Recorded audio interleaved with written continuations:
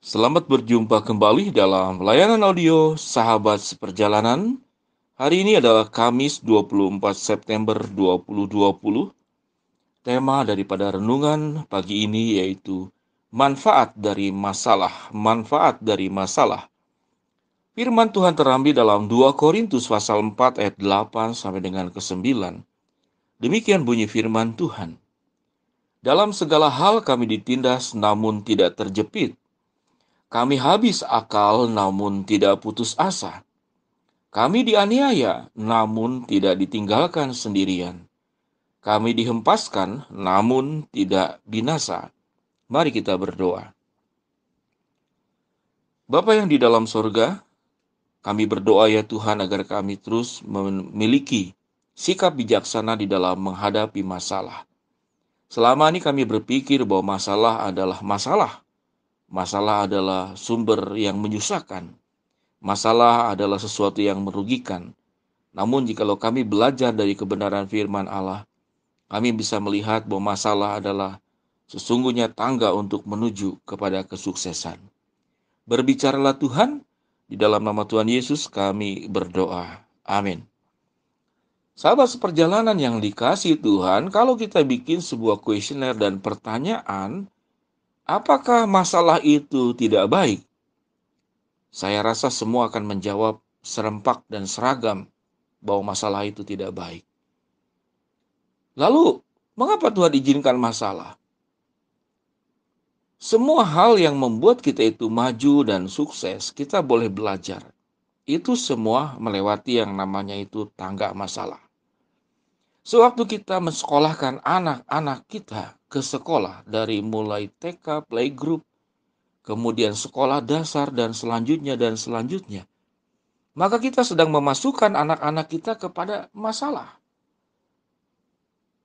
Dan masalah itu sesuatu yang tidak bisa dihindari, harus dipecahkan, lalu dicarikan jalan keluarnya. Setelah melewati jalan keluar, maka orang tersebut, anak-anak kita itu, memiliki keterampilan. Dia lewati kelas 1, kelas 2, kelas 3, dan seterusnya. Sehingga masalah itu memiliki manfaat yang sangat luar biasa. Melalui masalah lah seseorang itu bisa sukses. Lewat masalah lah seseorang itu bisa cerdas. Melalui masalah seseorang itu menjadi bijaksana. Melalui masalah lah seluruh ilmu pengetahuan itu bisa kita temukan dan memudahkan kehidupan kita. Di zaman dulu sebelum api itu ada, maka manusia-manusia purba berjuang bagaimana menciptakan api.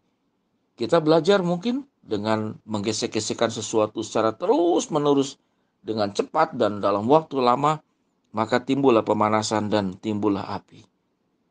Lewat masalah kemudian ada penyakit, kita menemukan obat-obatan.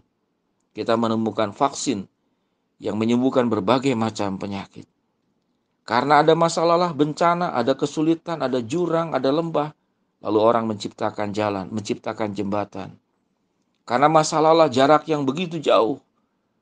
Yang kalau ditempuh dengan memakai unta di zaman terdahulu itu bisa berbulan-bulan baru sampai. Karena masalah itulah kemudian manusia itu menemukan yang namanya pesawat terbang.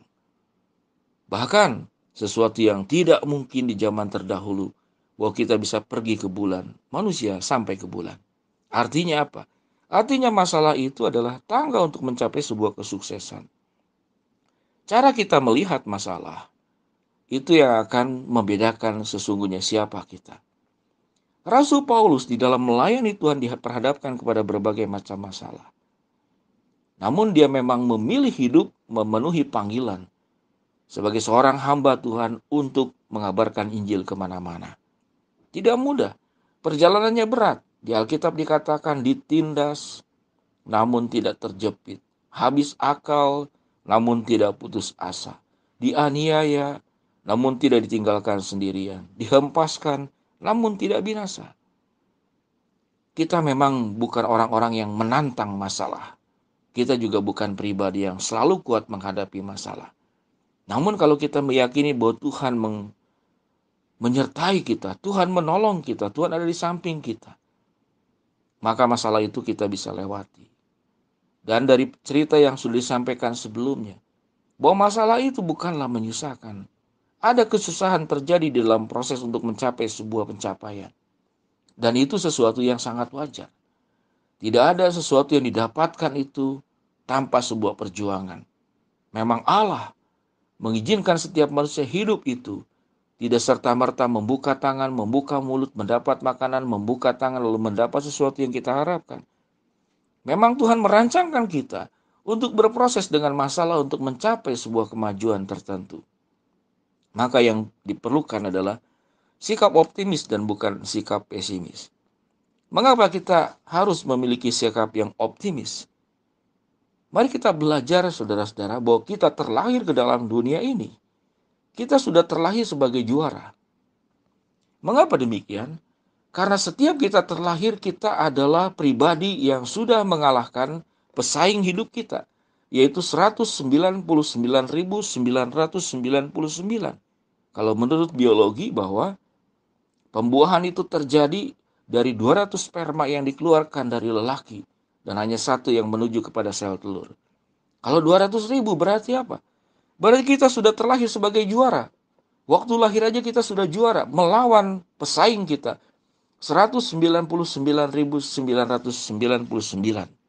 Kalau sperma yang dikeluarkan dari lelaki itu sebelum pembuahan itu 200.000. Kita terlahir sudah menjadi juara. Oleh sebab itu tidak ada alasan kita berpikir negatif, kita menyerah, kita mengeluh, kita menyalahkan keadaan. Yang cukup menarik, kalau kita melihat otak yang ada di otak kita. Otak kita itu memiliki 100 miliar sel neuron. 100 miliar sel neuron. Dan kecepatan daripada sel itu 241 km per jam. Otak kita tidak pernah berhenti sewaktu kita tidur. Otak kita tetap bekerja, bahkan menurut para ahli ilmuwan, itu lebih cepat daripada komputer. Luar biasa, itu sekedar otak yang ada di bagian tubuh kita. Sahabat seperjalanan yang dikasihi Tuhan, kalau Tuhan sudah menciptakan kita sebagai pribadi unggul dari mulai terlahir, dan kalau Allah sudah menjanjikan bahwa Dia akan menyertai kita di dalam keadaan apapun, sebagaimana Tuhan menyertai Paulus di dalam menunaikan tugas panggilannya. Waktu ditindas tidak terjepit, waktu habis akal tidak putus asa, waktu dianiaya tidak ditinggalkan sendirian. Waktu kita dihempaskan, kita tidak binasa. Sahabat seperjalanan yang dikasihi Tuhan, mari kita meyakini bahwa kita dilahirkan sebagai juara. Bahwa masalah itu bukanlah masalah. Waktu kita melihat dari sudut pandang Tuhan. Karena mengapa? Karena masalah itu sesungguhnya adalah tangga untuk menuju kemajuan. Sehingga masalah itu memiliki banyak sekali manfaat. Tema daripada renungan kita pagi ini adalah manfaat dari masalah. Waktu kita memikirkan masalah itu adalah memiliki begitu banyak manfaat, maka kita bisa menjadi pribadi yang berpikir positif, menjadi pribadi yang maju, menjadi pribadi yang cemerlang, menjadi pribadi yang bisa menemukan ide-ide baru, dan menjadi pribadi yang terus mengalami perkembangan demi perkembangan. Sahabat seperjalanan yang dikasihi Tuhan, masalah tidak selalu menjadi masalah. Ada begitu banyak manfaat dari masalah yang kita bisa petik daripada renungan kita hari ini. Sahabat seperjalanan, mari kita berdoa. Bapa yang di dalam sorga, hamba-Mu berdoa bagi yang sedang sakit di rumah ataupun di rumah sakit. Tuhan lawat, Tuhan jamah, dan Tuhan sembuhkan. Bagi kami yang sedang menghadapi masalah dan rintangan, ajar kami untuk bisa memandang masalah tidak hanya berdiri sendiri sebagai sebuah masalah yang mengganggu dan menyusahkan kami. Namun ada banyak manfaat dari masalah yang kita bisa petik untuk membuat kami maju, membuat kami kreatif, membuat kami penuh dengan ide, dan membuat kami untuk naik ke atas. Kami berdoa juga yang sedang mengharapkan sesuatu. Tuhan akan kabulkan di dalam waktu, rencana, dan sesuai dengan kehendak-Mu. Di dalam nama Tuhan Yesus kami berdoa. Amin. Sahabat seperjalanan yang dikasihi Tuhan, selamat beraktivitas. Tuhan menyertai kita apapun yang kita kerjakan. Kalau menghadapi hambatan masalah, jangan khawatir. Ada banyak manfaat masalah yang kita bisa petik. Tuhan memberkati kita, sehat selalu. Shalom.